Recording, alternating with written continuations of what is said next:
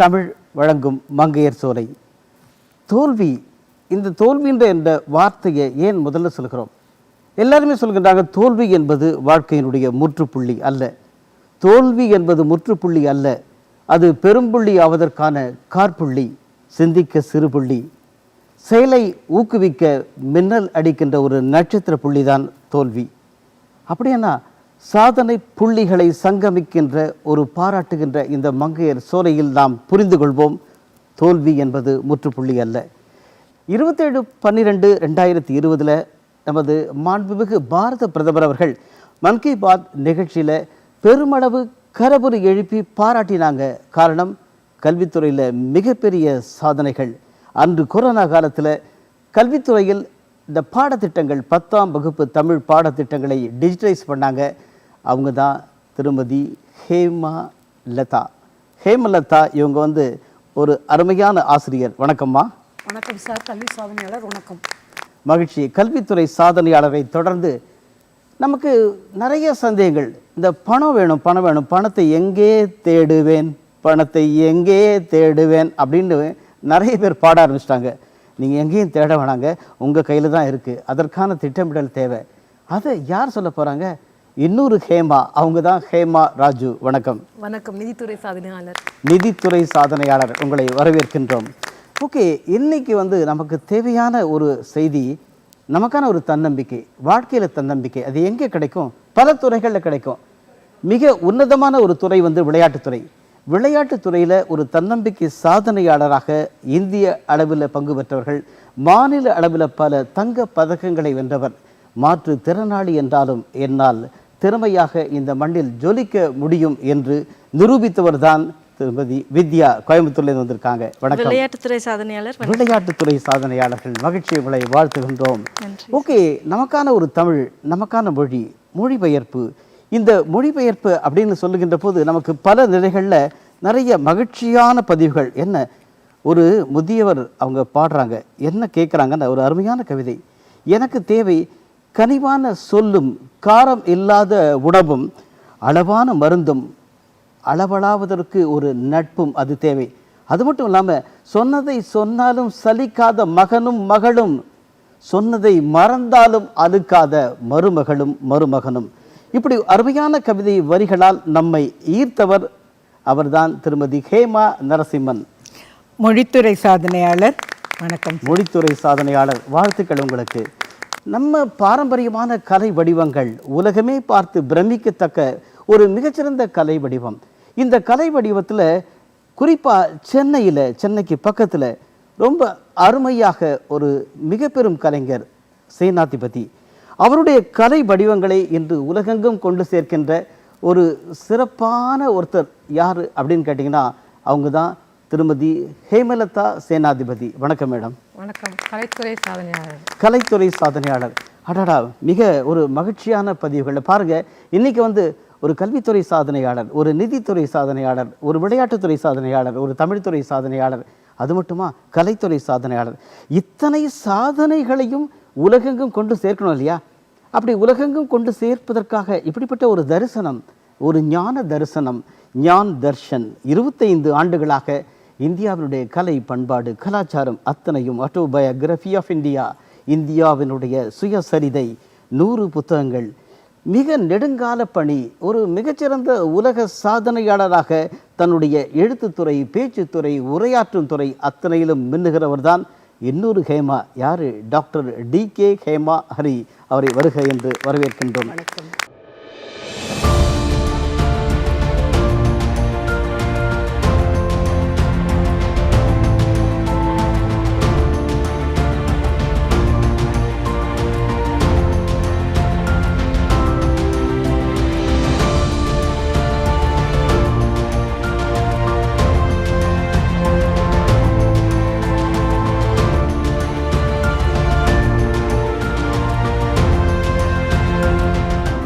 முதல்ல நம்ம கல்விக்கு போகலாம். ஏன்னா நம்ம வீட்டிலேருந்து வெளியில் வந்த உடனே எடுத்த உடனே ஆரம்பிக்கிறது அகரம். அகரம் முதல் எழுத்தெல்லாம் ஆதி பகவன் முதற்றை உலகு. முதல்ல நம்ம திருமதி NK ஹேமலதா. வணக்கம் மேடம். வணக்கம் சார். வணக்கம். உங்கள் ஒரு மிகச்சிறந்த பள்ளி, அதாவது இப்போ நீங்கள் அரசமங்கலம் பள்ளியில் கவர்மெண்ட் ஹைஸ்கூலால் இருக்கீங்க. ஒரு தொடர்ந்து சாதனை விருதுகளை வாங்கி கொண்டு வரீங்க.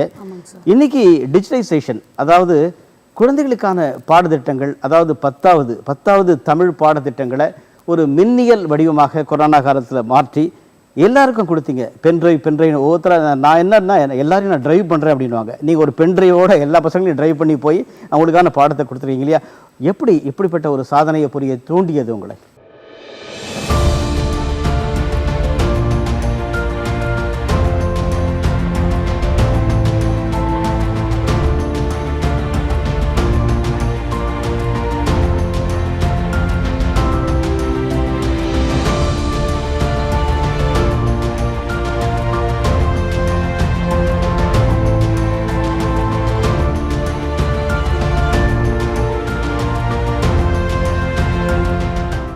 கோவிட் டைமில் 1 இயராக சம்பளம் உட்காந்து வாங்கணும் சார்.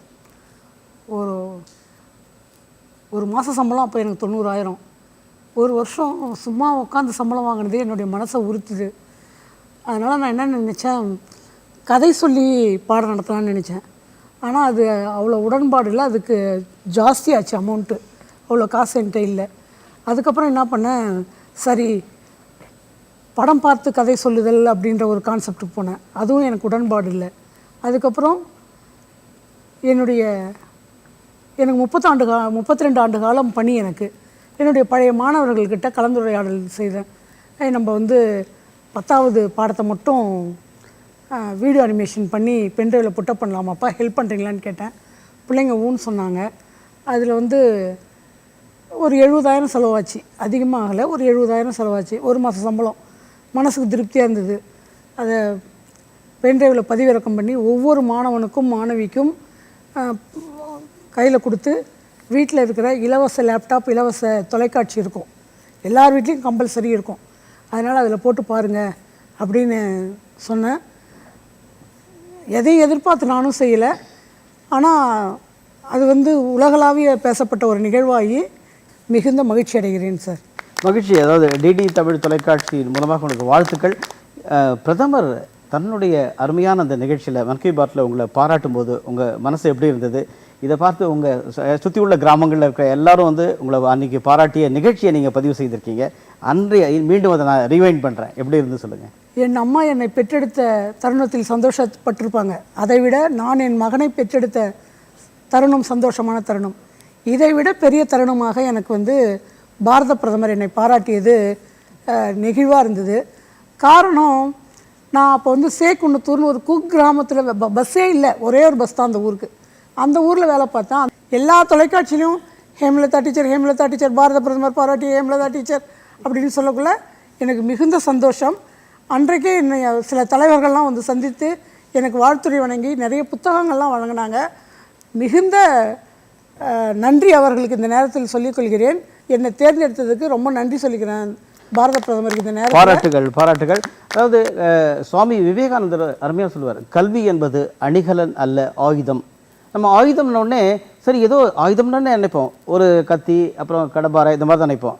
ஆனால் இதுதான் ஆயுதம் சொல்லிட்டு ஒரு பென்ட்ரைவில் அழகாக அந்த கல்வியை வந்து பதிவிறக்கம் செய்து அத்தனை பிள்ளைகளுக்கும் கொண்டு போய் நீங்கள் ஒரு 70,000 ரூபாய்க்கு மேலே செலவு பண்ணி கொடுத்துருக்கீங்க இல்லையா? அந்த பிள்ளைகளுடைய ரெஸ்பான்ஸ் எப்படி இருந்தது? இது வந்து என்ன நம்ம செய்கிறோம், ஆனால் அந்த பிள்ளைகள் வந்து படிக்கணும், அவங்க மனசுக்குள்ளே போகணும், அவங்களுடைய ரெஸ்பான்ஸ் எப்படி இருந்தது? ஏன்னா என்னை கேட்குற காரணம், இதை பல ஆசிரியர் பெருமக்கள் தங்களுடைய வாழ்க்கை பதிவாக பல இடங்களில் கொண்டு வர முடியும், அதற்காகத்தான். பிள்ளைங்கள்கிட்ட வந்து நம்ம வந்து ஒரு ஆசிரியராக கடினமாக நடந்துக்கக்கூடாது. குழந்தைங்கிட்ட ஒரு அம்மாவாவோ ஒரு ஃப்ரெண்டாவோ நடந்துக்கணும். நம்ம ஃபஸ்ட்டு என்னுடைய உள்மனசில் இருக்கிறது அதுதான். மாணவர்களாக பார்க்கக்கூடாது, நம்மளுடைய குழந்தைகளாக பார்த்தோம்னா அந்த குழந்தைங்களுக்கு தேவையானது என்ன அப்படின்றத நம்ம செய்யக்குள்ள அந்த குழந்தைகள் வந்து நம்ம கிட்ட இருக்கிறதால அம்மா வந்து நமக்கு என்னை வந்து குழந்தைகள் எல்லாம் அம்மான்னு கூப்பிடுவாங்க. அதுவே எனக்கு பெரிய சந்தோஷம். குழந்தைங்க வந்து என்னை அம்மா இது செய்யலாங்கம்மான்னு சொல்லக்குள்ள நான் சொன்னேன், டேய் தம்பி இது இப்படி பண்ணலாம்பா, உங்களால் படிக்க முடியல, டிஸ்ட்ராக்ஷன் நிறையா இருக்குது, மன அழுத்தம் இருக்குது, அதனால் ஒரு பொம்மை படம் பார்க்குற மாதிரி இந்த படத்தை பார்த்து படிச்சிங்கப்பா அப்படின்னு கேட்டேன். சரிங்கம்மா, என்னுடைய செல்லில் ஒரே ஒரு படம் மட்டும் காமிச்சேன், அவங்களுக்கு பிடிச்சிருந்தது, இதை மாதிரி பண்ணலாமாப்பான்னு பிள்ளைங்கிட்ட கேட்டேன். பண்ணி கொடுங்கம்மா, நாங்கள் படிக்கிறோன்னு சொன்னாங்க. அதனால் குழந்தைங்களுக்கு என்ன சந்தோஷமோ அந்த சந்தோஷம் தான் என்னுள் சந்தோஷம். என்னுடைய அம்மா வந்து தலைமை ஆசிரியை, அதனால் அவங்க சின்ன பிள்ளை அவங்கக்கிட்ட தான் நான் படித்தேன், எங்கள் அம்மா கிட்ட தான் படித்தேன், அரசு பள்ளியில் தான் படித்தேன். அதனால் அரசு பள்ளி மாணவர்களுக்கு என்னால் முடிஞ்ச ஏதோ ஒன்று செய்யணும்னு நினச்சி இதை செய்கிறேன். அது வெற்றி அடைஞ்சதில் மிகுந்த சந்தோஷம். பாராட்டுகள். ஏதாவது இப்படி ஒரு கிராமத்தில் எந்த வசதியும் இல்லாதன்றது நான் சொல்கிறது உடனடியான போக்குவரத்து அல்லது உடனடியாக மருத்துவம் அப்படி இல்லாத இடங்களில் கூட, ஏன்னா காலையில் ஒரு பஸ் வருங்க, அதை விட்டால் சாயங்காலம் தான் வரும், நடுவில் பேருந்து இருக்காது, உணவகங்கள் இருக்காது, அந்த இடங்கள்லையும் எங்களால் வந்து இந்த கல்வி வசதியை நல்லா செஞ்சு கொடுக்க முடியும் அப்படின்னு நீங்கள் சாதிச்சிருக்கீங்க. மேடம், ஒரு கல்வித்துறையை சார்ந்தவளாக பல இடங்களில் நீங்கள் சென்று உரையாற்றுகிறீர்கள், உலகெங்கும் பல பல்கலைக்கழகங்களில். இவங்களுடைய இன்னோவேஷன்ஸ், ஒன்று இன்னோவேஷன், ரெண்டாவது காஸ்ட் எஃபெக்டிவ், மூணாவது வந்து ரீச்சிங் த ஸ்டூடெண்ட்ஸ், நாலாவது making them to glitter in the world. இப்படிப்பட்ட பெண்கள் தான் வரணும் அப்படின்ற உங்களுடைய எதிர்பார்ப்பு, அந்த ஆட்டோபயோகிராஃபியில் படித்தேன். ஓகே, அதை இந்த இடத்துல நீங்கள் பார்க்குறீங்களா? அப்சல்யூட்லி. நீங்கள் வந்து மின்னுகிறார்கள்னு சொன்னீங்க, அவங்க பேர்லேயே மின்னுகிறார்கள். ஏன்னா ஹேமாக்கு அர்த்தமே பொருளே தங்கம்னு பேர். ஸோ அது ஒன்று முக்கியம். பட் முக்கியமாக நீங்கள் வந்து இப்போது நீங்கள் இவங்க சொன்னதுலேருந்து ஒரு விஷயம் ஆக்சுவலாக பார்த்தீங்கன்னா, இப்போ எங்களோட அனுபவமும் அதான், குழந்தைகள் பசங்களுக்கு கற்றுக்கிற ஆர்வம் இருக்குது, அவங்களுக்கு விஷயம் வேணும், தெரிஞ்சுக்கிற ஆர்வம் இருக்குது, அந்த ஒரு இன்ட்ரெஸ்ட் இருக்குது. அதை கொடுக்குற விதத்தில் கொடுத்தா அவங்க ஏற்றுப்பாங்க. அண்ட் அதை தான் இவங்க அவ்வளோ அழகாக செஞ்சுட்டு இருக்காங்க, இவங்களும் ஆர்வத்தோடு செய்கிறாங்க. ஒரு மிகச்சிறந்த வாழ்த்து, பாராட்டுகள். அத்தனை பேர் கடவுள் எழுப்பி அவங்களை பாராட்டுறோம். மணி மென்டார் அப்படின்றச்ச அதற்கான தேடுதல், பணம் தேடுதல் அப்படியே இருக்கட்டுங்க, இப்படி விட்ட ஒரு மணி மென்டார் இவங்க வந்து அதுக்கான அறிவுரை சொல்லுவாங்கன்னுச்சே தான் ஹேமா ராஜு அவர்களை மடிப்பாக்கத்துலேருந்து உடனடியாக கூப்பிட்டு வந்து இங்கே உட்கார வைக்கணும்னு முடிவு பண்ணி உட்கார வச்சாச்சு. இப்போ அவங்க என்ன பேச போகிறாங்கன்னு கேட்கலாம்.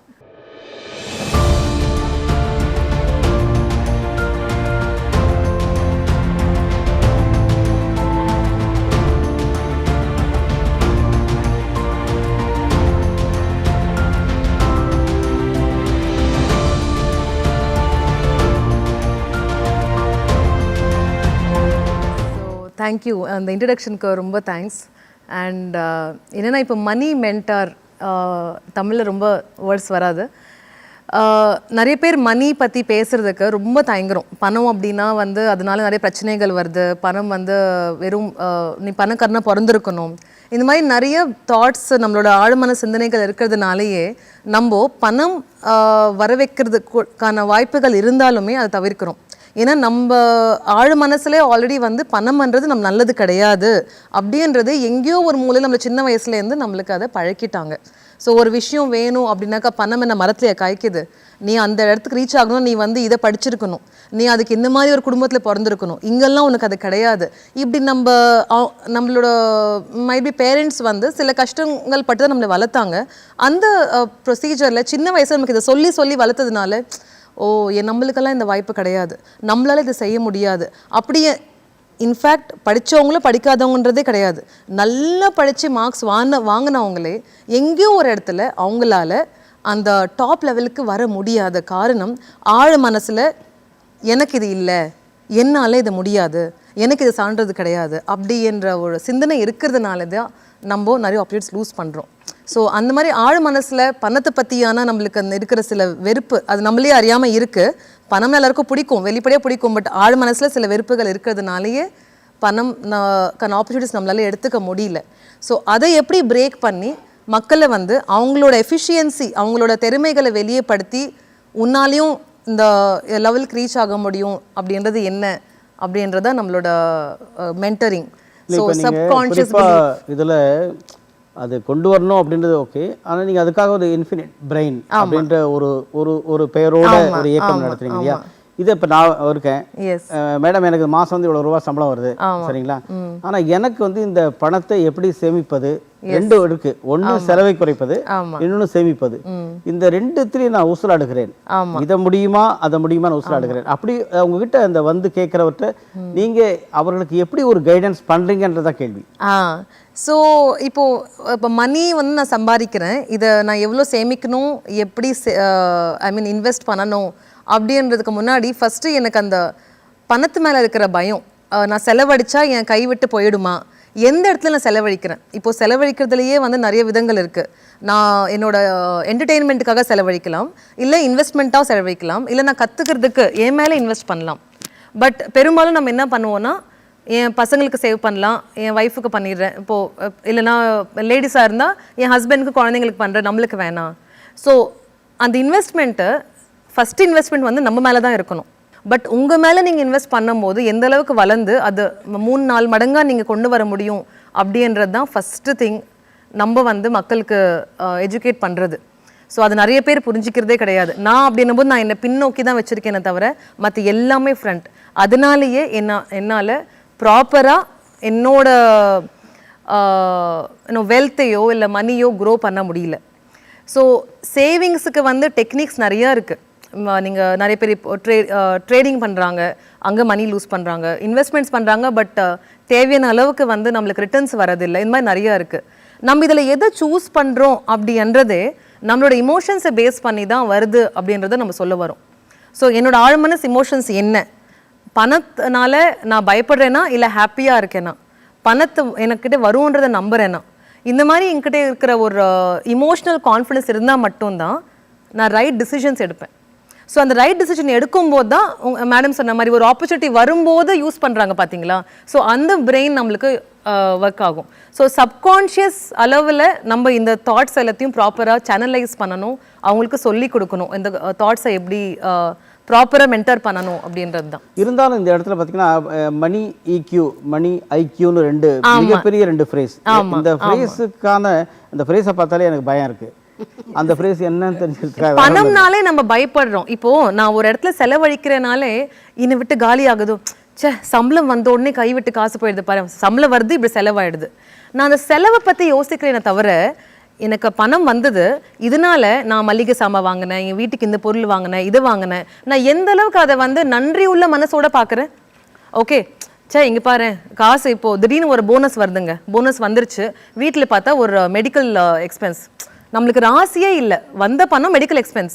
ஆனால் இப்படி யோசிக்கலாம்ல, மெடிக்கல் எக்ஸ்பென்ஸ் இருக்குது, கடவுளுக்கு நன்றி சொல்கிறேன், அதுக்கேற்ற பணமும் எனக்கு கிடச்சிது. ஸோ நம்ம எப்படி இமோஷ்னலாக மணியை பார்க்குறோம் பார்த்தீங்களா. செலவை எப்போவுமே கெட்டதாகவே பார்க்குறோம். செலவு கெட்டதில்லை, அந்த செலவுனாலே உங்களுக்கு வந்த பெனிஃபிட்டை நீங்கள் பார்த்தீங்களா. இங்கே தான் நம்ம ஈக்யூ சொல்கிறோம், உங்களோட இமோஷன்ஸ் வித் மணி. நீங்கள் எந்த அளவுக்கு வருமானத்தை வந்து நீங்கள் ஹாப்பியாக ஏற்றுக்கிறீங்களோ செலவையும் அந்த மாதிரி பார்க்கணும். கடன்னாலே கடனில் இருக்க நினச்சே 10 நாள் தூங்குறது இல்லை, வீட்டில் வந்து சண்டை சச்சரவுகள் வருது, ஹாப்பியாக ஃப்ரெண்ட்ஸ் கூட மிங்கிள் ஆகிறது இல்லை. ஆனால் அந்த கடனால் நான் என்ன என்னோட நீடை மீட் பண்ணேன் அப்படின்றது ஒரு நன்றி மனப்பான்மையோடு இருந்தீங்கன்னா வீட்லேயும் ஹாப்பியாக இருப்பீங்க, அடுத்த சம்பாதிக்கான வழியும் உங்களுக்கு பிரெயின் வந்து உங்களுக்கு சொல்லும், ப்ளஸ் வர ஆப்பர்ச்சுனிட்டியை மேடம் சொன்ன மாதிரி க்ரியேட்டிவாக நீங்கள் யூஸ் பண்ணி இன்னும் வளருவீங்க. நிதித்துறை சார்ந்து பல இடங்களில் வினாடி வினாக்களும் அந்த துறை சார்ந்து பல இடங்களில் உரை நிகழ்த்தி வருகின்ற நம்ம டாக்டர் ஹேமா ஹரி அவர்கிட்டையும் ஒரு வார்த்தை கேட்டுக்கலாமே. கண்டிப்பா. ஏன்னா நமக்கு ஒரு தேர்ட் அம்பையர் தேவை. கேட்டுக்கலாம். சொல்லுங்க madam. Yes ma'am. Okay, first umpire இல்லை, இது ஆர்கியூமெண்ட்டே இல்லை, ரொம்ப அழகான ஒரு டிஸ்கஷனாக போயிட்டு இருந்தது. ஸோ ரொம்ப நல்லது. இதில் 2-3 விஷயம் வெளியில் வந்ததுங்க. ஒன்று வந்து முக்கியமாக நம்ம முன்னோர்கள், நம்ம எல்டர்ஸ் வீட்டிலேயே எல்லாரும் சொல்லுவாங்க, எப்போ பாரு இல்லை இல்லைன்னு அழாத, இருக்குன்னு நினச்சிக்கோ, இன்னும் வந்துட்டே இருக்கும் அப்படின்வாங்க. ஸோ அந்த மனநிலையை வந்து உண்டாக்குற முயற்சிகள் நீங்கள் எடுக்கிறது ரொம்பவே பாராட்ட வேண்டியது. முக்கியமாக அது ஒன்று. இன்னொன்று ரொம்ப அழகாகவும் சொன்னீங்க. ஏன்னா நம்ம இதில் கூட இன்றைக்கும் நம்ம வந்து ஒரு சேட் வீட்டுக்கு எங்கேயாவது போனோம்னாக்க அவங்க கபர்ட்லாம் இந்த ஸ்வஸ்திக் சிம்பிள் போட்டு அழகாக சுப லாபன்னு எழுதுவாங்க. ஆமாம். நம்ம சிவிலைசேஷன்லேயே லாபத்தை வந்து நம்ம தப்பாக நினச்சதில்லை. லாபம் பண்ணணும், நம்ம லாபத்துக்கோசரம் உழைக்கணும். இன்ஃபேக்ட் நம்மளுடைய சிவிலைசேஷன் நாகரிகத்தோட ஃபுல் வெல்த்தே, அந்த செழிப்பே நம்ம வந்து ட்ரேட் பண்ணினதுனால தான். ஒரு பொருள்லையும் நம்ம வந்து வணிகம் பண்ணி நம்ம சம்பாதிச்ச பொருட்கள் தான், அதுதான் நம்மளுடைய இன்னித்து வெல்த் செழிப்பெல்லாம் நமக்கு இருந்திருக்கு. அதனால தான் நம்ம மேலே படையெடுப்பெல்லாம் வந்திருக்கு. அது வேற இன்னொரு இது. ஸோ சுப லாபத்தை நோக்கி நம்ம செயல்படணும். ஒரு காரியத்தை எடுத்து நம்ம அது, ஆனால் தர்ம வழியால் நம்ம செலவழிக்கணும், நல்ல வழியில் செலவழிக்கணும். ஒரு அருமையான பதிவு. அவங்க வந்து லைஃப் ஸ்கில் அப்படின்னு சொன்னாங்க. ஆமாம். நீங்கள் ஆரம்பித்ததில் அதில் அழகாக சொன்னது இந்த பணத்தை கண்டு நான் பயப்படுகிறேன். அப்போ லைஃப் ஸ்கில் அப்படி இருந்ததை இப்படி கற்றுக்கொண்டு லைஃப் ஸ்கில் அப்படின்னு மாறினது மிக மகிழ்ச்சி. நம்ம தொடக்கத்தில் பணத்தை எங்கே தேடுவேன்னு நம்ம பாடித்தான் ஆரம்பித்தோம். அதுக்கப்புறம் திருப்பி நமக்கான ஒரு சிந்தனை ஓட்டம் இந்த பணத்தை எங்கே போடுவேன் வந்து அதற்கான இடத்தையும் கண்டுபிடிச்சாச்சு. வாழ்த்துக்கள் உங்களுக்கு, மகிழ்ச்சி. வாழ்க்கை தடத்தில் நாம் நடந்து செல்கின்றோம். பல நிலைகள் இருக்குது. ஒவ்வொரு நிலைகள்லையும் அது வந்து எப்படின்னா ஒரு நாணயத்தின் இரு பக்கம் உதாரணம் சொல்கிறாங்க, பகல் இரவுன்னு சொல்கிறாங்க இல்லையா? அப்படி மாறி மாறி கொண்டே இருக்கிறது வாழ்க்கை. நம்ம கையில் இருக்கா? நம்ம கையில் இருக்குன்னு சொல்கிறோம், இல்லைன்னு சில பேர் சொல்கிறாங்க. ஒரு 5 கிலோமீட்டர் மராத்தான் அது என்னால் ஓட முடியும், நான் ஓடியிருக்கேன். நான் வந்து வேகமாக ஓடியிருக்கேன். எல்லாரும் கடவுள் எழுப்பி பாராட்டியிருக்காங்க. அப்படிப்பட்ட சூழலில் நான் வந்து ஒரு உயிர் துடிப்போடு ஒரு அருமையாக என்னுடைய பயணம் தொடர்ந்து கொண்டே இருந்தது. அப்படி என்னுடைய பயணம் தொடர்ந்து கொண்டே இருந்த சூழலில் மிகப்பெரிய சுகமான நிகழ்ச்சி. அந்த சுகமான நிகழ்ச்சியில் நான் பெருமளவு பாதிக்கப்பட்டேன். நான் மட்டும் இல்லை, என்னுடைய குடும்பம், என்னுடைய பெற்றோர், என்னுடைய தாய் தந்தை பெருமளவு பாதிக்கப்பட்டாங்க. அப்படி பெருமளவு பாதிக்கப்பட்ட இடத்துல நான் நொடிந்து போய்விட்டேன்னா மிகப்பெரிய கேள்வி. இல்லை, நான் நொடிந்து போய் விடவில்லை. எனக்கான ஒரு திறமை என்னுள்ளே இருக்கிறது, என்னால் ஜெயிக்க முடியும் என்று ஜெயித்து காண்பித்தார். யார்? கோயம்புத்தூர் கவுண்டன் பாளையத்திலிருந்து வந்திருக்கின்ற திருமதி வித்யா. வித்யா, வணக்கம். வணக்கம் சார்.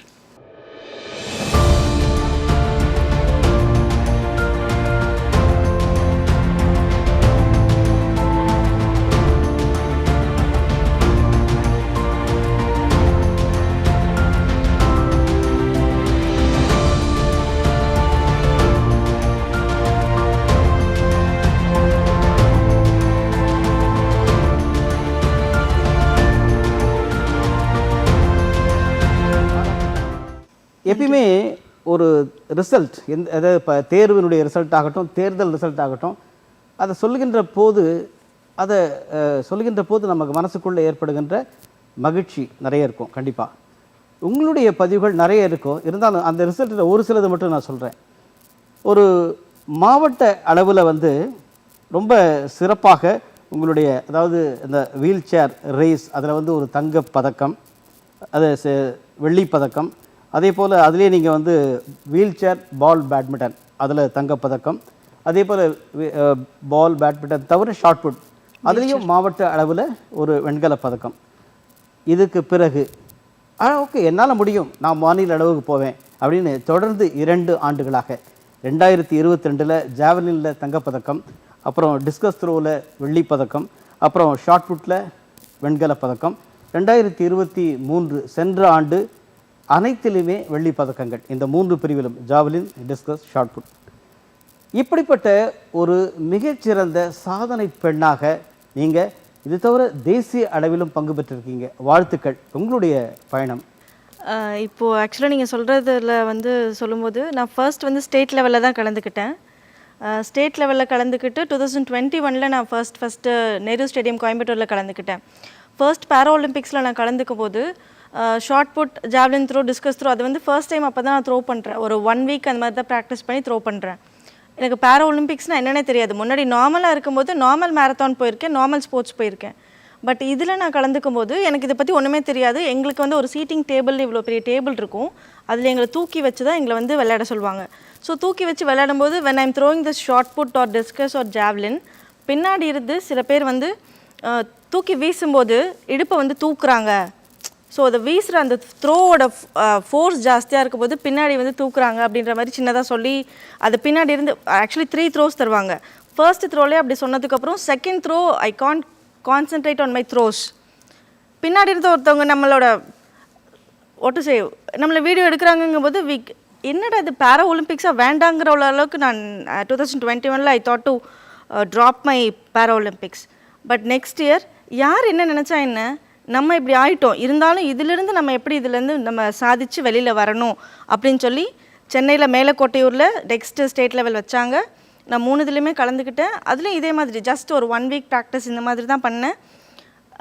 அற்புதமாக நான் நம்புகிற ஏசப்பா வந்து எனக்கு அற்புதம் பண்ணாரு நான் சொல்லுவேன். அற்புதமாக 3 விஷயத்துலையுமே நான் medal, first medal gold medal, silver medal, bronze medal 3லையுமே நான் அச்சீவ் பண்ணுறதுக்கு காட் வந்து எனக்கு ஹெல்ப் பண்ணார். ஜாவ்லினில் வந்து 8 மீட்டர் வீசினேன். First time. அது வந்து ரொம்ப, அது எப்படி சொல்கிறதுன்றத வார்த்தையால் சொல்ல முடியாது. என்னன்னே விளையாட்டே தெரியாமல் போய் அச்சீவ் பண்ணும்போது it was overwhelming experience and I got selected to Odisha. But ஒடிசாவில் போய் நான் தவறி விழுந்ததில், அந்த ஹைட்லேருந்து விழுந்ததில் வந்து எனக்கு கொஞ்சம் பயம்லாம் கொஞ்சம் இருந்துச்சு ஆஃப்டர் இன்ஜுரி. அங்கே ஒடிசாவில் போய் வேறு ஸ்டேட்டில் நிறைய திரளான மக்களை பார்க்கும்போது எங்கள் அப்பா அம்மா என் கூட தான் இருக்காங்க, என் கோச் இருக்காங்க, என் ஃப்ரெண்ட்ஸ் எல்லாம் இருக்கும்போதும் எனக்கு ஒரு பயம், பதட்டம் வந்துருச்சு. மேலே ஏறி அதே சீட்டிங் டேபிளில் நான் உட்காந்து வீசும்போது என் கண்ணிலேருந்து தாரையாக கண்ணீர் தான் வந்துச்சு. அந்த பயத்தில் என்னால் அந்த இதில் ஜெயிக்க முடியல. ஒடிசாவில் மெடல் மட்டும் வின் பண்ண முடியல, பட் அந்த லிமிட்டை க்ராஸ் பண்ணணும். 8 மீட்டர் போட்டுட்டோம்னா அதை க்ராஸ் பண்ணிடுவோங்கிற ஒரு இது வந்து நான் அவ்வளோ கண்ணீர்லையும் என்னால் 8 மீட்டர் ஜாவ்லின் த்ரோ வந்து என்னால் இவ்வளோ தூரமாக வீச முடிஞ்சதுங்கிறது எனக்கு அப்போ தான் எனக்கு தெரிஞ்சுது. ஸோ எல்லா விஷயத்துலையுமே தோல்வின்னு நீங்கள் ஆரம்பிக்கும் போது சொன்ன மாதிரி என்னோடய வாழ்க்கையில் தோல்வியிலேருந்து சின்னதாக ஆரம்பித்து நான் இவ்வளோ தூரம் வந்திருக்கேங்கிறதே ஒரு பெரிய, எல்லாருக்கும் முன்னாடி நான் வந்து ஸ்பைனல் கார்டு இன்ஜுரியில் எல்லோரும் வீட்டுக்குள்ளே 4 செவத்துக்குள்ளே விட்டதை பார்த்துட்டு, இந்த 4 செவத்தை பார்த்துட்டு 100 பேர், கோயம்புத்தூரில் மட்டும் 100 பேருக்கு மேலே இருக்காங்க கவர்மெண்ட்டில் ரெஜிஸ்டர் பண்ணவங்க. அதில் நான் வந்து ஒரு புக்கில் இந்த மாதிரி சாதனை பெண்ணோ சம்திங் மின்னும் அந்த மாதிரி போட்டு ஸ்போர்ட்ஸில் 2 பொண்ணுங்களில் நான் வந்து 2022 2 பொண்ணுங்களில் ஸ்டேட் நேஷ்னல் போயிட்டு வந்தேன்ற சொல்கிறதுல ரொம்ப மகிழ்ச்சி அடைகிறேன். ஒரு மணிமணியான வார்த்தைகள். காரணம் என்னென்னா, இது வந்து உலகம் வந்து செவிமடுத்து நிறைவேற்ற வேண்டும். அப்படிப்பட்ட பாலமாகத்தான் நாம் வந்து இந்த நிகழ்ச்சி செயல்படும், அந்த உறுதியை உங்களுக்கு அளிக்கிறோம். மேடம், இப்போது இவங்களுடைய செய்தியில் பல நாம் தெரிந்து அந்த வழியில் நாம் நடக்கணும் அப்படிப்பட்ட பதிவுகள் சொல்லியிருக்காங்க. இப்போ உலகத்தில் ஒரு கலாச்சார பாலம், அதை நோக்கி ஒரு கல்ச்சுரல் பிரிட்ஜ், அதை நோக்கி பயணம் செய்திருக்கீங்க. சற்றேறக்குறைய 25 ஆண்டுகளுக்கு மேலே. அந்த கலாச்சார பாலம், கல்ச்சுரல் பிரிட்ஜ், அந்த இடத்துல, அந்த பிரிட்ஜில் நின்று பார்க்கின்ற போது இப்படிப்பட்ட கோரிக்கைகள் உங்கள் மனசில்? ரொம்ப அருமையான கேள்வி. அண்ட் இதை பற்றி ஆக்சுவலாக இவங்களை பாராட்டுறது ஒரு சைடு, இவங்கள்ட்டேருந்து கற்றுக்கிறதுக்கு நமக்கு நிறைய விஷயம் இருக்குது as an individual and as a nation also. இப்போது நீங்கள் வந்து இந்த பாலம், கல்ச்சுரல் பாலமில் நின்றுட்டு பார்த்தா என்ன வித்தியாசம் தெரியறதுன்னு கேட்குறீங்க. இது ஒரு ஃபண்டமெண்டல் இது என்னன்னாக்கா, நம்ம சிவிலைசேஷனில் நம்ம வந்து ஒரு டிபெண்டன்சியை நிறைய இது பண்ணியிருக்கோம். ஒருத்தர் நம்ம வந்து டிபெண்ட் பண்ணி நிறைய வாழ்ந்திருக்கோம் அண்ட் அதை செலிப்ரேட் பண்ணியிருக்கோம். மீதி கலாச்சாரத்தில் இண்டிபெண்டன்ஸ்க்கு நிறைய இது கொடுத்துருக்காங்க. இந்த சென்ஸ் இந்த சொசைட்டியில் ஒரு இண்டிவிஜுவல், நம்ம ஆஸ் அ நேஷன் நம்ம வந்து இண்டிபெண்டன்ஸ், நம்ம அந்த இதெல்லாம் நம்ம நிறைய வற்புறுத்தியிருக்கோம். பட் ஒரு இண்டிவிஜுவல் வந்து அந்த இண்டிபெண்ட்டாக வாழறதுக்கு வெளிநாட்டில் அவங்க வந்து வசதி நிறைய பண்ணி கொடுத்துருக்காங்க மாடர்ன் லைஃப்பில். ஸோ ஒரு சிம்பிள் திங், ஒரு பஸ்ஸுக்கு போனால் அந்த பஸ்ஸு வந்து நின்றுதுன்னா ஆட்டோமேட்டிக்காக அந்த பஸ்ஸோட பிளாட்ஃபார்ம், பஸ் ஹைட் இருக்கும், பட் அந்த பஸ்ஸு வந்து கீழே அந்த ஏறுற இடம் தனியாக ஒன்று வெளில வந்து கீழே தரமட்டுக்கு வரும். ஸோ தட் வீல் சேரில் இருக்கிறவங்க சில டிஃப்ரெண்ட்லி ஏபிள்டாக இருக்கலாம், சில பேர் வயதான முதியோர்கள் அங்கே. ஸோ 2 பேருக்குமே வீல் சேரில் இருக்கிறவங்க ஈஸியாக அவங்களே அது மேலே இது பண்ணி ஏறிக்கிறாங்க உள்ள. சாரி ஃபார் இன்டரப்ஷன் மேம், இந்த இடத்துல நான் ஒரு விஷயம் சொல்லணும். பேரா ஒலிம்பிக்ஸ் நாங்கள் 2022 இங்கே ஸ்டேட்டுக்கு வந்தப்போ மேலக்கோட்டையூருக்கு போகணும், Tamil Nadu physical education university. So somewhere central station to அங்கே போகணும். நாங்கள் ஒரு 2 hours மார்னிங் 6லேருந்து 9 வரைக்கும் வெயிட் பண்ணிட்டுருக்கோம். எல்லா டிசேபிள் பீப்புளுக்கும் பஸ் அரேஞ்ச் பண்ணியிருக்காங்க, blind, deaf. So there are many categories. But spinal cord injury எப்படி நாங்கள் பஸ்ஸில் ஏற முடியாது. But they provided that bus only. அந்த டைமில் நாங்கள் என்ன பண்ண முடியும்? ஒன்றுமே பண்ண முடியாது. ஸோ நான் அந்த என்னோட ஃப்ரெண்டு கீர்த்திகா ஜெயச்சந்திரன், அவங்க வந்து இப்போது நார்த் ஆஃப்ரிக்கா போயிருக்காங்க. ஸோ நானும் அவளும் என் டேடியும் ஒரு ஆட்டோ ஏறிட்டு எங்கள் அம்மா 2 பேர்த்தையும் அதில் அவங்கள பஸ்ஸில் ஏற்றி விட்டுட்டு நாங்கள் ஒரு 1000 rupees எக்ஸ்ட்ரா பே பண்ணி we went to that university. And then நேஷ்னலுக்கு செலக்ட் ஆகி நாங்கள் ஒடிசா போனப்போ அங்கே ஸ்டேட்டில் இந்த டிஃபிகல்ட்டிஸ் நாங்கள் ஃபேஸ் பண்ணோம். அங்கே போனால் வீல் சேரோட ஏசி பஸ்ஸில் ஏற்றி எங்கள் எல்லா வீல் சேர் பர்சன்ஸுமே ஏசி பஸ்க்குள்ளேருந்து நாங்கள் வெளியில் வேடிக்கை பார்த்துட்டு போகிறோம். ஃபர்ஸ்ட் டைம் ஏசி பஸ்ஸில் வீல் சேரோட. ஸோ தமிழ்நாட்டில் இந்த மாதிரி ஆப்ஷன் கிடைக்காதது எனக்கு ரொம்ப மிகப்பெரிய வருத்தம். இதை வந்து இனிமேல் கொண்டு வரணுங்கிறதும் என்னோட இன்னொரு வேலிட் பாயிண்ட்டாகவும் நான் வைக்கிறேன். அதே மாதிரி இந்த டிஸ்கஷன் வந்து ரொம்ப ஃப்ரூட்ஃபுல்லாக இருந்தது. அதனால் வாழ்த்துக்கள் மேடம், கண்டிப்பாக வாழ்த்துக்கள். உங்கள் பெற்றோர்களையும் நாங்கள் வணங்கி வாழ்த்துகின்றோம். ஒரு பெண் கர்ப்பமுற்றிருக்கிறாள், அவளுக்கான மிக முக்கியமான செய்திகள் என்னென்னா, இவங்களுக்கு வந்து என்ன உணவுலேருந்து மருந்துலேருந்து அத்தனை விஷயம் கரெக்டாக கிடைக்கணும். இந்த படைப்பாளர் தான் இந்த பெண்களுக்கான கர்ப்ப காலத்தில் ஏற்படக்கூடிய பிரச்சனைகளுக்கு தீர்வான ஒரு புத்தகத்தை மொழிபெயர்ப்பு, முதியோர்களுக்கான நலன் சார்ந்த விஷயங்களை மொழிபெயர்ப்பு. இந்த துறைக்கு ஏன் வந்தாங்க? ஏங்க நீங்கள் அந்த பக்கம் அப்படி படிச்சுங்க, என்ன படிச்சுங்க? ஒரு பிஎஸ்சி படித்து எம்ஏ எக்கனாமிக்ஸ் படிச்சுட்டு அப்புறம் ஏசிஎஸ் படிச்சுட்டு வங்கியில் போயிட்டு சிஐபி படிச்சுட்டு ஒரு 20 வருஷம் சர்வீஸ்லாம் போட்டுட்டு எதுக்கு இந்த பக்கம் வரணும்? இந்த கேள்வி இருக்கு இல்லையா? இந்த கேள்வியை நம்ம யார்கிட்ட கேட்குறதுன்னா ஹேமா நரசிம்மட்ட தான். வணக்கம் மேடம். வணக்கம் சார்.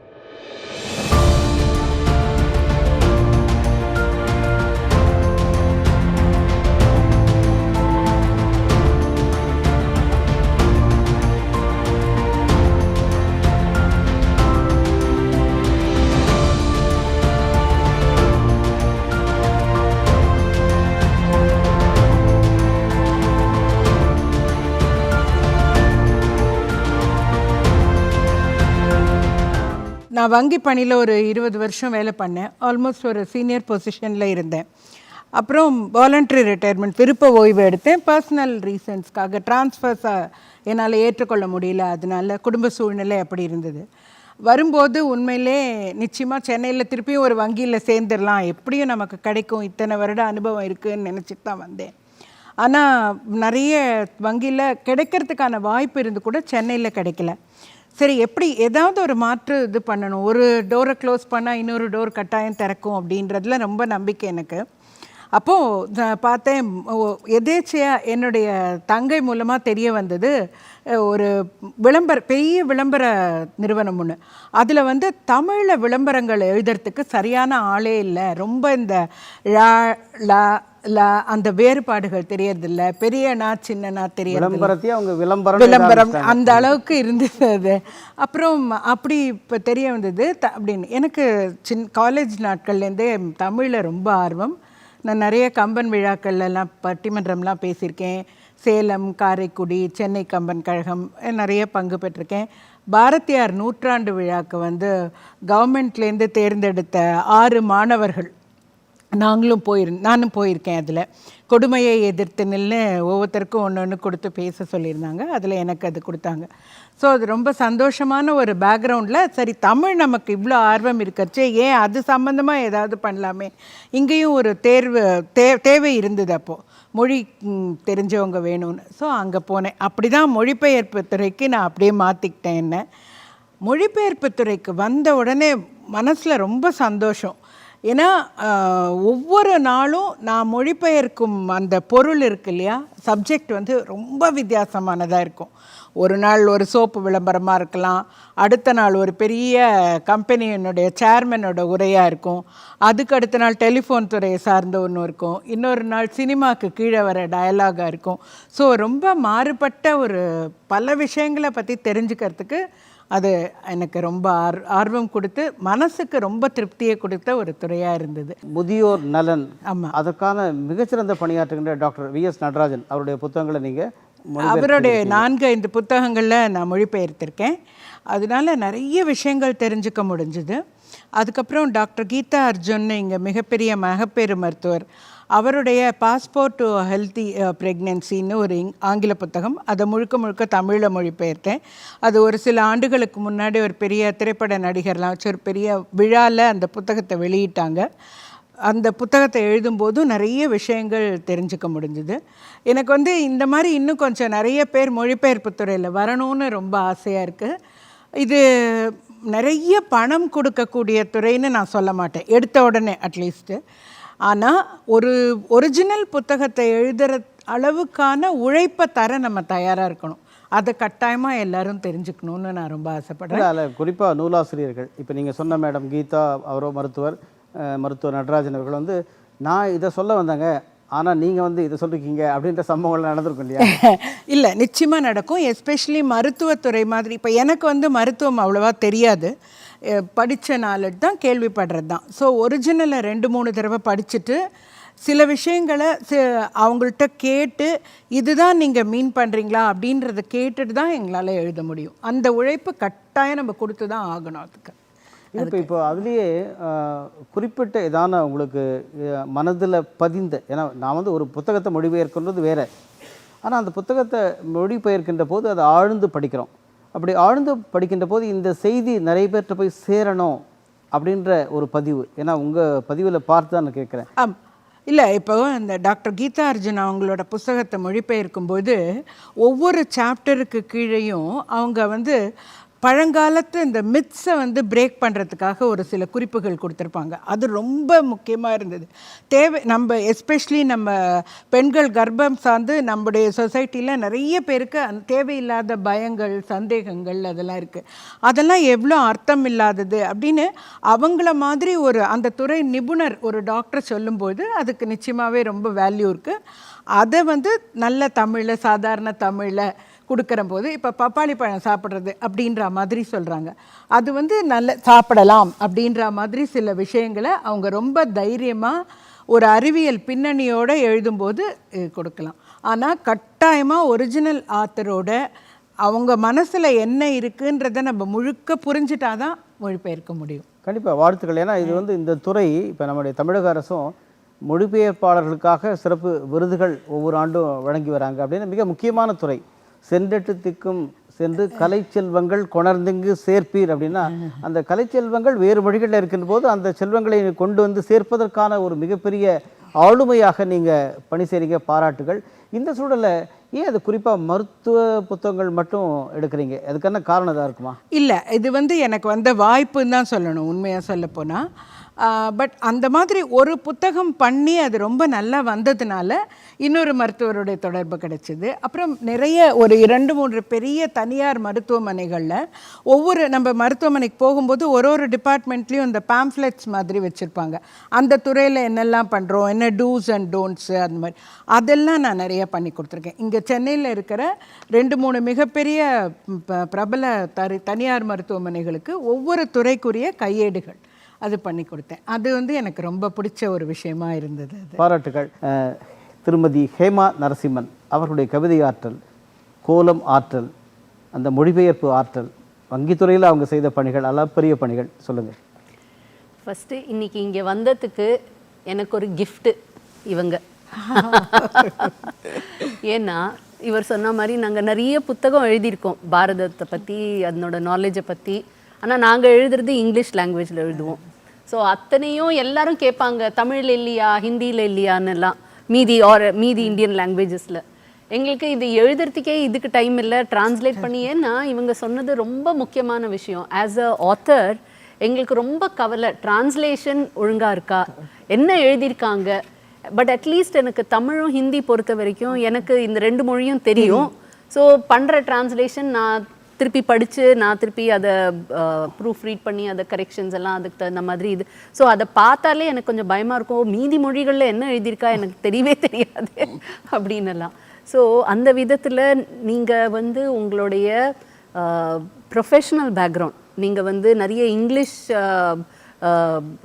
ஆஃபீஸஸ்லாம் நீங்கள் வேலை செஞ்சுருக்கீங்க, அந்த பேக்ரவுண்டோட வரீங்க. ஸோ அதை வந்து தமிழில் டிரான்ஸ்லேட், ஏன்னா நார்மலாக டிரான்ஸ்லேஷன்னு கேட்டாலே யூஸ்வலாக அவங்க வந்து தமிழில் நிறைய ஸ்கில்ஸ் இருக்கிறவங்கள தான் சொல்லுவாங்க. பட் அதுக்கு முக்கியம் வந்து இங்கிலீஷ்லேயும் நன்னா தெரிஞ்சிருக்கணும், ஆர் மீதி எந்த லாங்குவேஜும், அந்த லாங்குவேஜும் நன்னா அதனுடைய ஃப்ரேசஸ் அதை எப்படி யூஸ் பண்ணுறாங்க அதை எடுத்து அதை அப்படியே தமிழில் போட்டுவிடக்கூடாது. அதுக்கு தகுந்த மாதிரி தமிழில் இருக்கிற ஃப்ரேஸு அது மாதிரி எடுத்து மாற்றுற ஒரு திறன் இருக்கணும். அண்ட் உங்களுடைய போய்ட்ரி ரொம்ப அமேசிங்.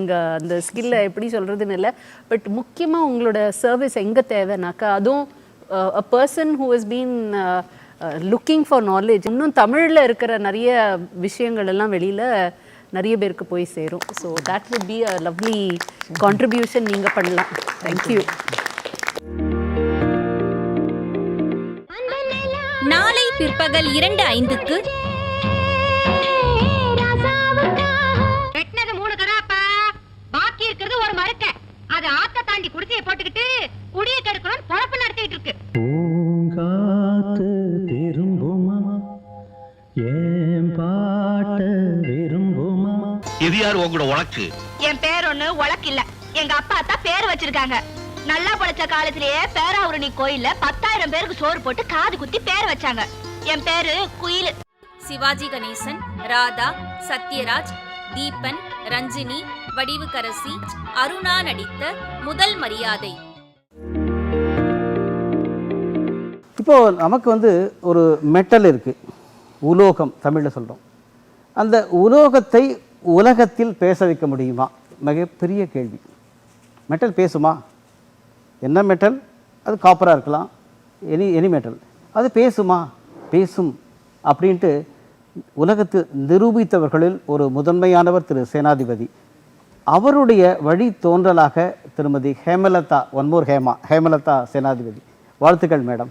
அதாவது உங்களுடைய கலை நயமிக்க மிக நுட்பமான பதிவுகள் அத்தனையும் உலக மக்களை ஈர்த்துள்ளது. சற்றேறக்குறைய 150 நாடுகளுக்கு மேலாக இவருடைய கலை பயணம், இவருடைய கண்காட்சி பயணம் தொடர்கின்றது என்ற போது பாராட்டுகின்றோம். இந்த துறை, இதனுடைய அனுபவங்கள், இதனுடைய சாதனைகள், அதை நீங்கள் சொல்லுங்கள்.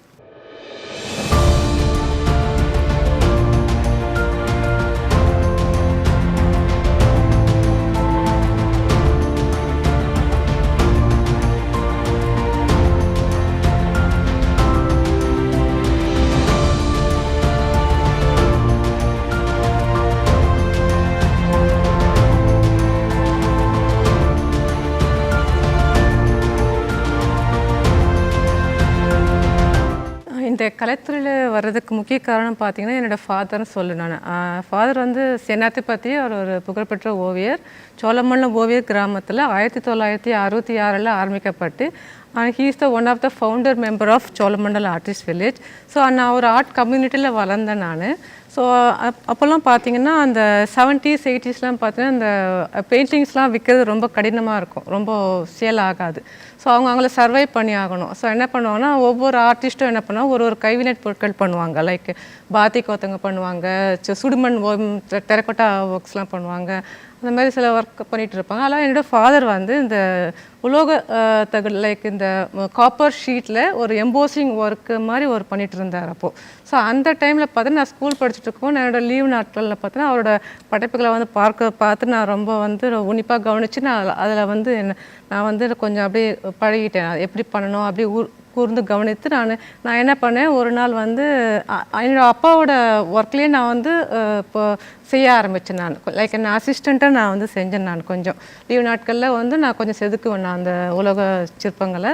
அப்போது வந்து நான் வந்து எனக்குள்ளே ஒரு ஆர்வம், நான் தனியாக ஒன்று பண்ணணும் சொல்லிட்டு நான் ஒரு சின்ன பீஸ் ஆஃப் மெட்டல் கட் பண்ணி போட்ட வேஸ்ட் மெட்டலை வந்து அதை எடுத்து நான் ஒரு சின்ன ஒரு டிசைன் பண்ணி நான் அந்த அறுக்கில் ஃபிக்ஸ் பண்ணி நான் செதுக்க ஆரம்பித்தேன். ஸோ அது ரொம்ப தத்ரூபமாக நல்லா வந்துச்சு அது. ஸோ அதிலே அப்படி நான் பழகிட்டு நான் வந்து என் தனித்துவமாக நான் அதை அப்படியே செய்ய ஆரம்பித்தேன். ஒன்று நான் வந்து பார்த்து தான் எல்லாமே நான் வந்து அதை கற்றுக்கிட்டு அப்படியே செதுக்க ஆரம்பித்தேன். நான் அப்படி பண்ணும்போது எனக்கு வந்து இந்த சோழமண்டலம் ஓவியர்கள் மத்தியில் வந்து கலை இந்த குரூப் எக்ஸிபிஷன்ஸை கலந்துக்கூட வாய்ப்புகள் கிடைச்சிது எனக்கு.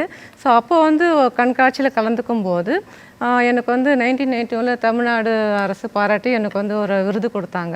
ஸோ அது வந்து எனக்கு ஒரு பெரிய மோட்டிவேஷனாக இருந்தது. ஸோ அதன்படி வந்து நான் வந்து மேலும் நான் இதுலேயே இந்த உலோக படைப்பு மட்டும் படைக்காமல் இதில் நம்ம டிஃப்ரெண்ட்டாக ஏதாச்சும் இந்த காப்பர் மெட்டல் மீடியத்தை வச்சு நம்ம ஏதாவது வித்தியாசமாக பண்ணணுன்றதுக்காக நான் வந்து சிற்பம் பண்ணலாம் அப்படின்னு சொல்லிட்டு நான் ஆரம்பித்தேன்.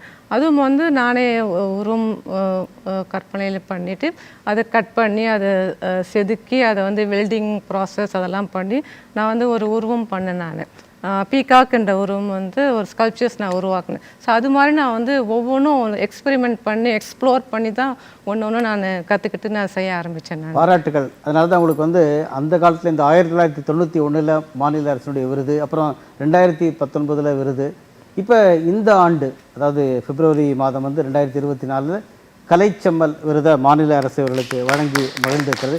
இப்போது ஆப்ரிக்கன் ட்ரைபல் ஆர்ட், ஓகே, இது தவிர அந்த ஹியூமன் ஃபிகர்ஸை கொண்டு வரதை இது எப்படி இவ்வளோ தெளிவாக நீங்கள் வந்து செதுக்குறீங்க, எப்படி கொண்டு வரீங்க, எப்படி பயிற்சி பெற்றீங்க? ஆக்சுவலாக பார்த்தீங்கன்னா நான் வந்து ஒரு இமேஜினேஷன் தான். இது வந்து கலை என்பது பார்த்தா நம்ம ஒரு தியானம் மாதிரி தான் அது. நம்ம ஜஸ்ட்டு நான் எனக்கு தூங்கும்போது கூட எனக்கு கற்பனையில் பார்த்தீங்கன்னா சில உருவங்கள் எனக்கு அப்படி இமேஜினேஷன் மாதிரி வரும். ஸோ அந்த டைமில் நான் என்ன பண்ணுவேன், டக்குன்னு எடுத்து நான் ஒரு ஸ்கெட்ச் மாதிரி பண்ணிவிடுவேன் நான். ஸோ அப்படி நான் அந்த பிம்பத்தை வந்து நான் அப்படியே என்னோடய இமேஜினேஷனில் கொண்டு வருவேன் நான். ஸோ ஒரு ஸ்கல்ப்சர் இருக்குன்னா இந்த ஸ்கல்ப்சர் அப்படியே நான் என்னோட கற்பனை இதில் வந்து நான் அந்த உருவத்தை அப்படியே நான் அதை கொண்டு வந்து அது அப்படியே நான் வந்து அந்த டைமில் நான் வந்து டிசைன் பண்ணி வச்சுட்டு அந்த வழியாக தான் நான் அதை வந்து செதுக்கி நான் பண்ணிகிட்ருக்கேன் நான் அதை. கண்டிப்பாக. அதாவது இது உங்கள் பக்கத்தில் இருக்கிற ஹேமா மேடம் சொல்கிற மாதிரி அவங்க தமிழில் கவிதைகள் சொல்கிறாங்க, நீங்கள் தாமிரத்தில் கவிதைகள் சொல்கிறீங்க, பாராட்டுகள். இதில் நீங்கள் ஆரம்பத்தில் சோழமண்டல அந்த ஆர்ட் இதை பற்றி சொன்னீங்க இல்லையா, வில்லேஜ், அதை பற்றி இன்னும் சில விஷயங்கள் தெரிந்து கொள்ளணும்னு ஆசைப்படுறோம். ஆக்சுவலாக அந்த சோழமண்டல ஓவியர் கிராமம் வந்து எங்கே இருக்குது? அது வந்து ஈசிஆரில் சென்னையிலேருந்து இங்கேருந்து ஒரு 18 கிலோமீட்டர் உள்ளே இருக்குது. கிழக்கு கடற்கரை சாலை விஜிபிக்கு முன்னாடி வரும் அது. வியார் டு மகாபலிபுரம் போகிற வழியில் வரும் அது. அங்கே பார்த்தீங்கன்னா அது 1966 30 ஓவியர்கள், அதில் ஒன் ஆஃப் த ஆர்டிஸ்ட் என்னோடய ஃபாதர். ஸோ 30 ஓவியர்கள் வந்து பாஸ் அவுட் ஆகி காலேஜ் ஆஃப் ஆர்ட்ஸ்லேருந்து வந்துட்டு ஒரு இடத்த வாங்கி 10 acres இடத்த அந்த மாதிரி வாங்கிட்டு அங்கே வந்து ஈச் ஆர்டிஸ்ட் எவ்வளோ லேண்ட் வேணும் அவங்கவுங்க அதை பிரித்து எடுத்துகிட்டு அவங்க அங்கங்கே அவங்களோட ஸ்டுடியோ கம் ரெசிடென்ஸ், அப்போல்லாம் பார்த்தீங்கன்னா ஹட்டு தான் போட்டுருந்தாங்க. நான் சொல்ல 1960s, இப்போ எல்லாம் பில்டிங் ஆகிடுது. ஸோ அந்த மாதிரி ஒவ்வொருத்தரும் ஒரு அவங்களோட ஸ்டுடியோ அண்டு ஒர்க் ஷாப் எல்லாம் வச்சுட்டு அங்கேயே அவங்களுக்காகவே அங்கேயே ஒர்க் பண்ணிவிட்டு அங்கேயே வந்து ஒரு பர்மனெண்ட் கேலரி இருக்குது. அங்கே வந்து பார்த்திங்கன்னா அவங்களோட டிஸ்பிளேலாம் ஒர்க்ஸ்லாம் மாட்டி வைப்பாங்க. ஸோ அங்கே வி ஹாவ் டு அந்த வே டு மகாபலிபுரம் போகிற விசிட்டர்ஸ்லாம் பார்த்திங்கன்னா அந்த அங்கே என்ட்ரு ஆகிட்டு அதில் ஷாப்பிங் பண்ணுவாங்க. அந்த மாதிரி இப்போ வந்து நிறைய வந்து இப்போ அடுத்தடுத்து பார்த்தோன்னா இப்போது அந்த 30 ஓவியர்கள் பார்த்தோன்னா ஒரு பாதி பேருக்கு மேலே இப்போது இல்லை, நோ மோர். ஸோ அவங்க அடுத்த ஜென்ரேஷனான இப்போது என்ன ஃபாதருக்கு அப்புறம் நான் இருக்கேன், அந்த மாதிரி ஒவ்வொரு ஆர்டிஸ்ட்டுக்கும் அவங்களோட சில்ட்ரன்ஸ் இருக்காங்க. ஸோ இப்போ வந்து அவங்க வந்து இப்போ அங்கே ஒர்க் பண்ணிவிட்டு அப்படி இருக்காங்க. சூப்பர் சூப்பர், பாராட்டுகள் மேடம். இவங்களது ரொம்ப டைரெக்டாக உங்கள் சப்ஜெக்ட். ஓகே, அதாவது திருமதி ஹேமலதா சேனாதிபதி அவர்கள் தன்னுடைய தந்தை அவர்களுடைய பணியை மேலும் செம்மைப்படுத்தி அவருடைய பணி இவங்களுடைய பாணி செம்மைப்படுத்தி ரொம்ப சிறப்பாக செய்து கொண்டு வருகிறார்கள். இவங்களுடைய கலைநுட்பத்தை பல பத்திரிகைகள் தொடர்ந்து பாராட்டிய வண்ணம் உள்ளன. தொடர்ந்து ஒவ்வொரு மாதமும் பல பத்திரிகைகளில் இவருடைய கலைப்படைப்புகள் வருகின்றன. இந்தியாவுக்கே பெருமை, பல நாடுகளில் போயிட்டு இவங்க படைப்புகள் இடம்பெறுகிறது நினச்சி நம்ம அத்தனை பேரும் கடவுளை எழுப்பி பாராட்டுகின்றோம் இந்த கலைஞரை. உங்களுடைய பார்வை? ஃபஸ்ட்டு நீங்கள் சோழமண்டலம் சொன்னோடனே எங்கள் வீட்டுக்கும் சோழமண்டலம் ஆர்ட்ஸ் வில்லேஜ்க்கு ரொம்ப நல்ல தொடர்பு. ஏன்னா எங்கள் பழைய ஃபேமிலி ஃப்ரெண்ட் ஒருத்தர் ரிச்சர்ட்னு அங்கே இருந்தார். அவர் இப்போ இல்லை, அவரோட சன்னு ஜேக்கப் அங்கே இருக்கார். எங்கள் வீட்டில் பூஜை அறைக்கு மேலே ரொம்ப அழகாக நாமம், சங்கு சக்கரம், ஆஞ்சநேயர், கருடர் பண்ண ரொம்ப அழகான ஒரு பேனல் பூஜை அறை மேலே இருக்குது. இந்த காப்பர் என்கிரேவிங்கில் பிள்ளையார் எல்லாம் செஞ்சு கொடுத்துருக்காரு. So Cholamandalam we have come, நிறைய வாட்டி வந்திருக்கோம், பார்த்துருக்கோம். உங்களை சந்திக்க வாய்ப்பு கிடைக்கல. பட் இது போக நீங்கள் சொன்னீங்களே இந்த ஆர்ட் அஸ் சச், இவங்களது கலைன்னு நம்ம சொல்கிறோம். இந்த கலையில் ஆக்சுவலாக இவங்க பண்ணுறதுல எவ்வளோ சயின்ஸும் சேர்ந்துருக்குன்னு நமக்கு வெளியில் நம்ம உணர மாட்டேங்கிறோம். அவர் வந்து மெட்டலில் செய்கிறாங்க. ஸோ அந்த மெட்டலில் பற்றி எவ்வளோ தெரிய வேணும் அதுக்கு விஷயம். அண்ட் அலாயிங், இந்த அலாயிங்கிறதுக்கே நம்ம பாரத சிவிலைசேஷன் தான் முன்னோடி. இன்ஃபேக்ட் நம்ம ஹிஸ்ட்ரியிலலாம் படித்தோம்னாக்கா பிரான்ஸ் ஏஜ்னு சொல்லுவாங்க.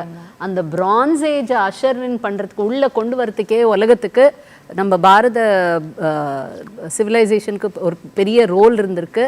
அண்ட் அந்த டெக்னிக் அண்ட் அந்த நாலேஜ் வந்து உங்கள் ஆர்ட் வரைக்கும். ஸோ இன்றைக்கி ஆர்ட் மட்டும் இல்லை, நீங்கள் அந்த நாலேஜையும் அப்படியே கொண்டு வந்துட்டுருக்கீங்க உங்களோட இதில். So there is so much of science, metallurgy in it and math. ஏன்னா ஒரு உருவம் செஞ்சுட்டு இருக்காங்க, அதில் அத்தனை ப்ரொப்போர்ஷன்ஸ் வரணும். தலை பெருசு கால் சின்னதாக இருந்தால் நன்னா இருக்காது. அது நமக்கு இவங்க கலையாக கொண்டுறதுனால நம்ம அந்த மேத்தை பார்க்கறது இல்லை, மெட்டலர்ஜியை பார்க்கறது இல்லை, வெறும் கலையாக பார்க்குறோம். But it's such a beautiful amalgam. இவங்க செய்கிற ஒரு ஆர்ட் பீஸ் வந்து இது வருது. பட் முக்கியமாக அவங்க சொன்னது என்ன விஷயம் தெரியுமா, which was told to me by a Vishwakarma also. இந்த நீங்கள் சொன்னீங்களே தியானம், ஸோ இவங்கெல்லாம் செய்யறது வந்து தியானத்துலேருந்து தான். எஸ்பெஷலி மெட்டல் ஃபிகர்ஸில் பண்ணச்சே, மெட்டலோ ஸ்டோனோ எல்லாம் இல்லை, அது தியானத்துலேருந்து செய்வாங்க.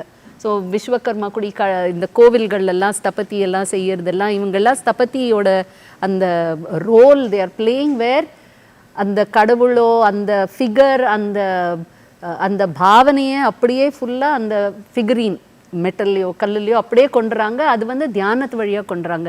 நம்ம வந்து அவங்கள்ட்ட நீ இது இப்படி பண்ணு அப்படி பண்ணுன்னு காமிச்சா பண்ண மாட்டாங்க. அவங்க சொல்லுவாங்க, எனக்கு தியானம் பண்ணி எனக்கு மனசில் என்ன வருதோ அதை தான் நான் பண்ண முடியும், நீ இதை காமிச்சு பண்ணுன்னாக்க பண்ண முடியாதுன்னு சொல்லுவாங்க. நீங்கள் அதை தத்ரூபமாக அப்படியே எடுத்து வெளில வச்சிங்க. ரொம்ப பாராட்டுகள் உங்களுக்கு இந்த வழிமுறையை அண்ட் இந்த whole technique and the knowledge that you're preserving and bringing out as art.